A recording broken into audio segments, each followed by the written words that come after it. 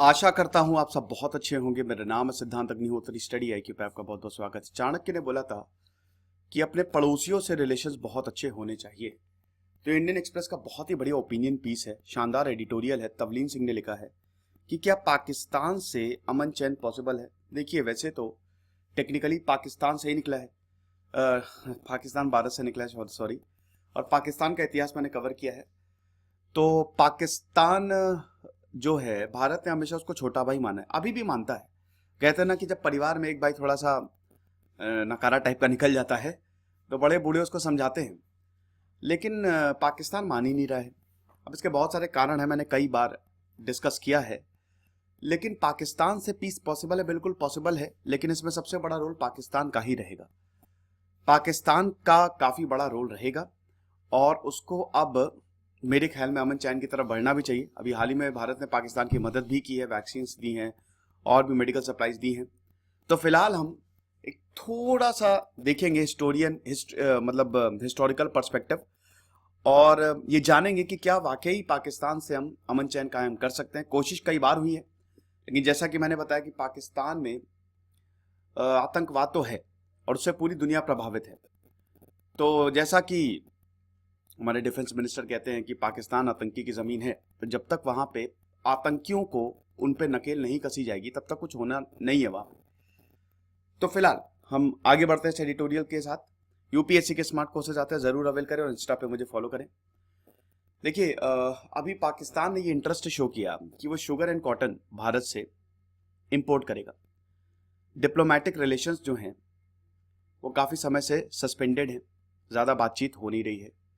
लेकिन फिर एकदम से इमरान खान की कैबिनेट ने बोला कि जब तक 370 को रिस्टोर नहीं किया जाता कोई ट्रेड नहीं होगा।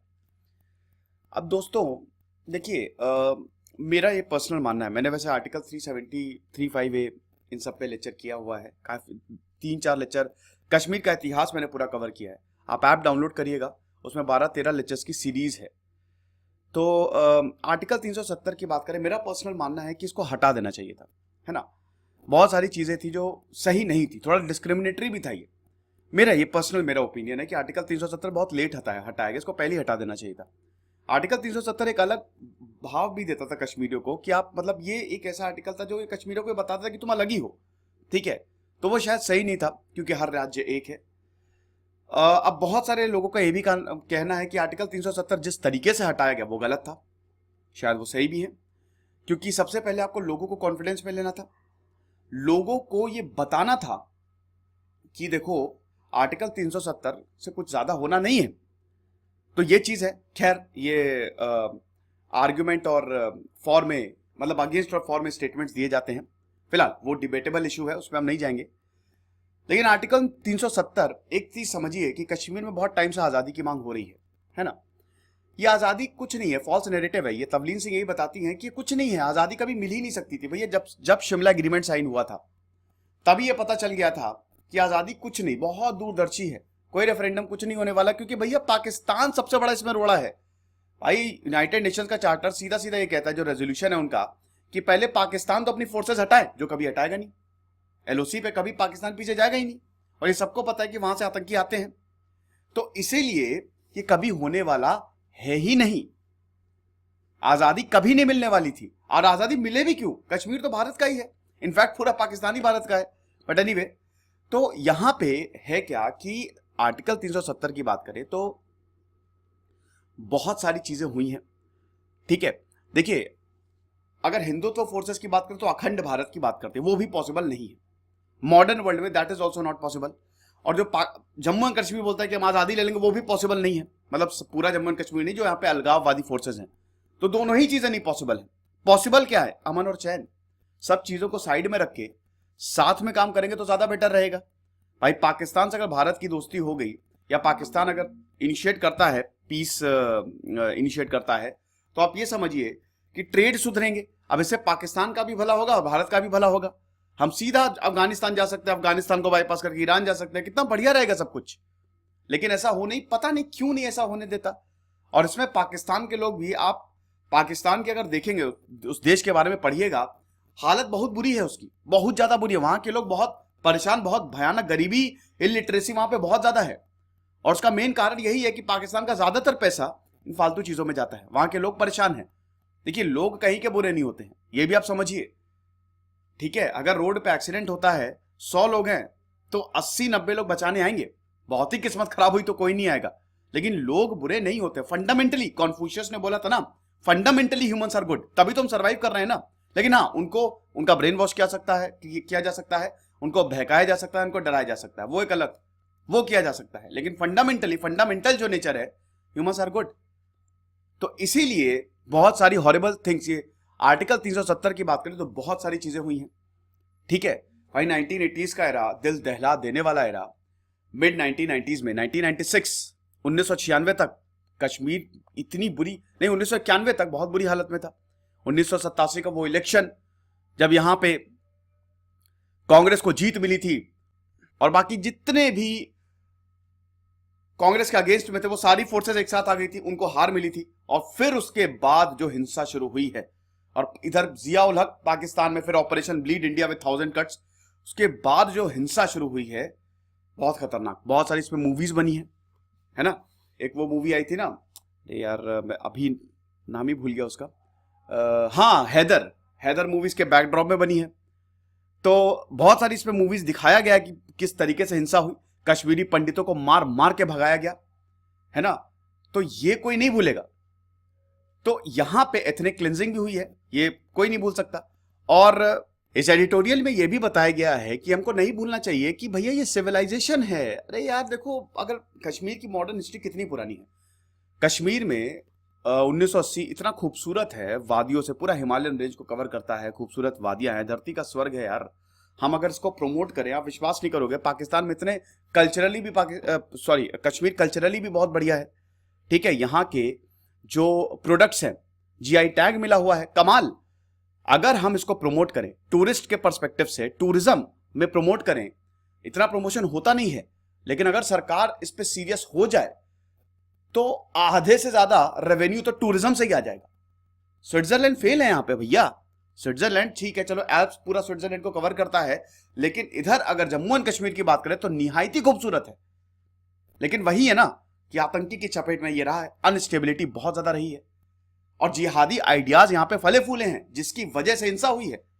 लेकिन आप ये भी तो समझिए कि हमेशा से ऐसा नहीं था भाई। यहां पे बुद्धिज्म था, यहां पे राजा महाराजाओं का रूल था, ऋषि कश्यप का है कश्मीर, कल्हान ने बहुत बढ़ाई की कश्मीर की। तो ये तो मॉडर्न हिस्ट्री है एक तरीके से।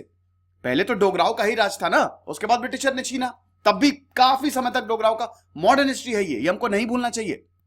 जब इस्लाम यहां पे नहीं आया था तो उससे पहले सिविलाइजेशन का, सभ्यता का बहुत इंपॉर्टेंट हिस्सा था कश्मीर, ठीक है। तो ये सारी चीजों को भूल के, ध्यान में रखते हुए जो भी हिंसा हुई है, अब हमको अमन चैन के रास्ते की तरफ बढ़ना चाहिए। उसके बाद जब जब जम्मू एंड कश्मीर में शांति होती है और पाकिस्तान से हम पीस एस्टैब्लिश करने की कोशिश करते हैं, तब तब हम देखते हैं कुछ ना कुछ पाकिस्तान कर ही देता है। वहां की मिलिट्री बड़ी बदमाश है, वो नहीं चाहती है कि भारत से संबंध अच्छे हों। लोग तो चाहते हैं लेकिन मिलिट्री नहीं चाहती, ठीक है। तो ये सारी चीजें हैं। अब काफी समय से कोशिश चल रही, इंदिरा गांधी के समय से कोशिश चल रही है।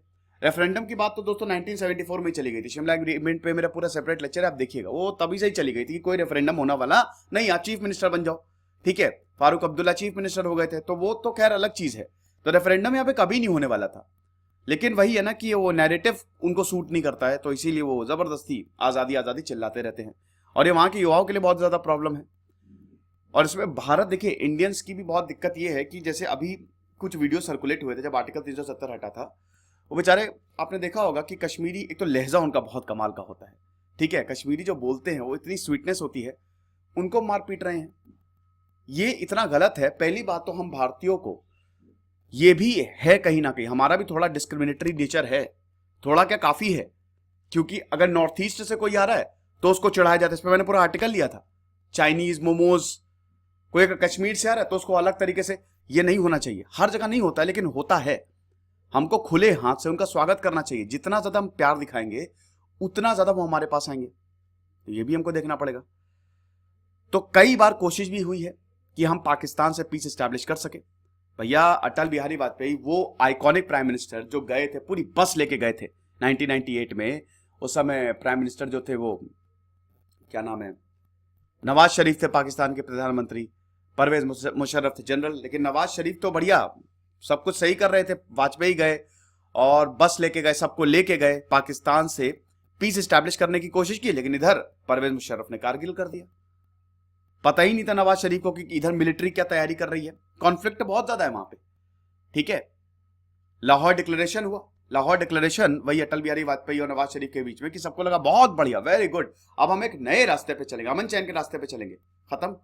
कारगिल वॉर में सारी होप चली गई। फिर 9/11, देखिए पाकिस्तान को सपोर्ट था अमेरिका का। क्या आपको पता है ना, मैंने कई बार बताया भी है कि अमेरिका पाकिस्तान को सपोर्ट करता था। भारत को तो उसने कारगिल वॉर में जीपीएस तक देने से मना कर दिया था कि भाड़ में जाओ तुम। जीपीएस, अगर जीपीएस होता तो हम कितनी आसानी से कारगिल वॉर जीत सकते थे। लेकिन हमने जीता कारगिल वॉर। लेकिन दोस्तों ये तो बहादुर हमारी सेना है, ठीक है। विक्रम बत्रा हो गए, मनोज पांडे हो गए, योगेंद्र यादव हो गए, इन सबकी बायोग्राफी मैंने कवर की है। नीचे से ऊपर गए हैं, नीचे से ऊपर, और इतनी बहादुरी से लड़ाई की, गजब स्ट्रैटेजिक तरीके से, उसके बावजूद पाकिस्तान को हरा दिया। लेकिन दोस्तों अगर जीपीएस मिल जाता तो काम आसान हो जाता, हमारी कैजुअलिटीज नहीं होती। अमेरिका ने साथ देने से मना कर दिया था। तो अमेरिका पाकिस्तान को बहुत सपोर्ट करता था जब तक 9/11 नहीं हुआ। जब 9/11 हुआ, इधर अफगानिस्तान में तालिबान का राज, तो जब 9/11 हुआ तब अमेरिका को समझ में आया कि आतंकवाद से वो भी सुरक्षित नहीं है। भारत तो चिल्ला चिल्ला के थक गया था ना कि हमारी सुनोगे कब। लेकिन अमेरिका बोला था कि अरे कुछ नहीं, आतंकवाद है ही नहीं, तुम बेकार में बात करते हो। जब 9/11 हुआ, पूरा वर्ल्ड ट्रेड सेंटर पे प्लेन लेके घुस गए, तब पता चला अमेरिका को कि यार बहुत बड़ी प्रॉब्लम है। तब पाकिस्तान से बोला, जॉर्ज बुश ने सीधा बोल दिया था कि भैया या तो आप हमारे साथ हो या खिलाफ हो, ठीक है। और तब पाकिस्तान की पकड़, मतलब अमेरिका पाकिस्तान को सपोर्ट करना छोड़ा। ओसामा बिन लादेन जो मेन 9/11 का कल्प्रिट था, पाकिस्तान ही छुपा था, बताइए। तो ऐसे कैसे चलेगा? ऐसे तो अमन, एक तरफ आप फूल, एक हाथ में आपके फूल हैं, एक हाथ में आपके हथियार हैं। ऐसे अमन चैन काबिज होता ही नहीं है। 3 महीने बाद 9/11 के बाद हमारे पार्लियामेंट पे अटैक हो गया, बहुत खतरनाक। 26/11 अटैक हुआ। अगेन देखिए ये सब चीजें हुई, परवेज मुशर्रफ आ गए, सब कुछ ठीक चल रहा था। लेकिन फिर 26/11 अटैक हो गया 2008 में। ये और बहुत बड़ी प्रॉब्लम क्रिएट कर दिया इसने। ये तो हमारे भारत के इतिहास में सबसे खतरनाक अटैक है ना, जब 5 आतंकी जो है सड़कों पे तबाही मचा रहे थे। बहुत बेहतरीन सीरीज आई है दोस्तों इस पे, द अटैक द 26/11 कुछ ऐसे ही करके सीरीज है, जी पे है, बहुत बहुत बहुत बढ़िया सीरीज है। उसमें ये दिखाया गया है कि इंडियन आर्मी ने कैसे ऑपरेशन कंडक्ट किया, ठीक है। जो इंडियन फोर्सेस थी, जो ब्लैक कमांडोज थे, वो कितने बेहतरीन तरीके से उन्होंने, एनर्जी ने क्या जबरदस्त काम किया, वो देखिएगा आप जरूर। तो जब भी भारत और पाकिस्तान में अमन चैन काबिज होता है, कुछ ना कुछ गड़बड़ कर ही देता है पाकिस्तान की मिलिट्री, कुछ ना कुछ गड़बड़ कर ही देती है, ठीक है। फिर उसके बाद ये भी है कि अभी अगर बात करें तो अब बहुत लोगों को तो पाकिस्तान वर्ड एज अब्यूज बोला जाता है कि तुम पाकिस्तान चले जाओ। अमन चैन तो करना पड़ेगा, वरना तो ऐसी ही सिचुएशन खराब रहेगी। फिर पाकिस्तान की भी गलती ये है ना कि देखिए, भारत बार बार बोलता है कि आप एक स्टेप आगे बढ़ाओ, हम 10 स्टेप आगे बढ़ाएंगे। ना हाफिज सईद को उसने पनिश किया है, मसूद अजहर वहां पे खुला घूम रहा है। पाकिस्तान किसी भी आतंकी को सजा देता ही नहीं है। तो अगर आप इतने सीरियस हो तो आप सजा दो, वो नहीं करता। तो अब प्रेजेंट गवर्नमेंट भी पाकिस्तान को as a term of abuse देखती है, ठीक है। तो ये सारी चीजें भी है, हम लोगों को करना पड़ेगा। फिर कुछ चैनल पे तो पाकिस्तानी चलता रहता है, न्यूज चैनल तो एकदम क्या बताएं, अरे भैया पाकिस्तान को छोड़ दो, ठीक है, वो सरकार देख लेगी। जो प्रेजेंट प्रॉब्लम है भारत की वो बात करो, पाकिस्तान की इकोनॉमी वैसे ही डूबी हुई है ना। तो ये सारी चीजें हैं जो हमको देखनी पड़ेगी। पीस अगर स्टैब्लिश करना है तो हमको भी एक कदम आगे बढ़ाना पड़ेगा, लेकिन ज्यादा कदम यहां पे पाकिस्तान को ही आगे बढ़ाना पड़ेंगे, ठीक है। तो ये कुछ पॉइंट्स थे जो इस लेक्चर में मैंने कवर किया। आई होप आप समझे होंगे। ये मेरा टेलीग्राम चैनल है, 13,500 सब्सक्राइबर, आप इसको जरूर ज्वाइन करिए। खुश रहिए, पढ़ते रहिए। दिस इज सिद्धांत अग्निहोत्री, साइनिंग ऑफ।